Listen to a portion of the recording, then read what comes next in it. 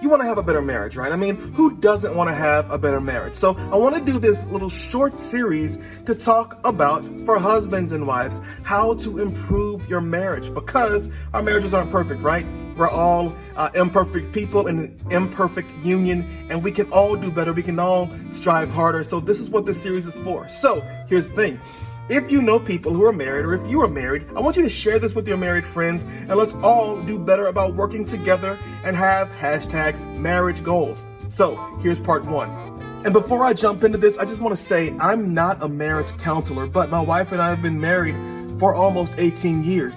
We've been through the ups, we've been through the downs, so these are just my thoughts based on how our marriage has gone and the things that we've observed in other marriages that we've paid attention to. So, here's part one. Manage expectations. Manage your expectations. And you may be sitting here thinking, yo, I don't really have expectations. I don't expect to come home to a clean house or whatever. But here's the thing. We all have been brought up in a certain way, whether we came from a broken household or from a household where our parents are still together and loving one another.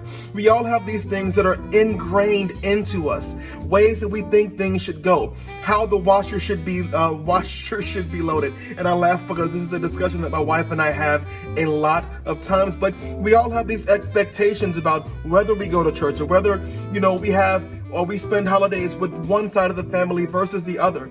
And one of the biggest causes of confusion and conflict in any marriage relationship are going to be when we have expectations that have not been met. So, for example, Easter's just passed.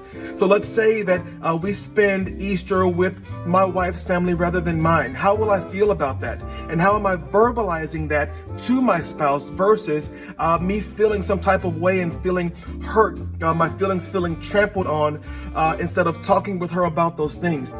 That's an example of expectations that we have that we often don't even think to talk about or verbalize, that can cause hurts, creates conflict and confusion in those relationships. Managing expectations is simply about this. Understanding that we are individuals who have always done things a certain way. And when we get married, those things don't automatically just dissipate or disappear. We spend the rest of our married time together trying to meld those expectations to create a new normal. But the only way that we'll know for certain if we are meeting those expectations is if we take the time to talk to one another about every circumstance, whether it is paying bills, managing finances, parenting, how to spend holidays, diet and exercise, all of these things.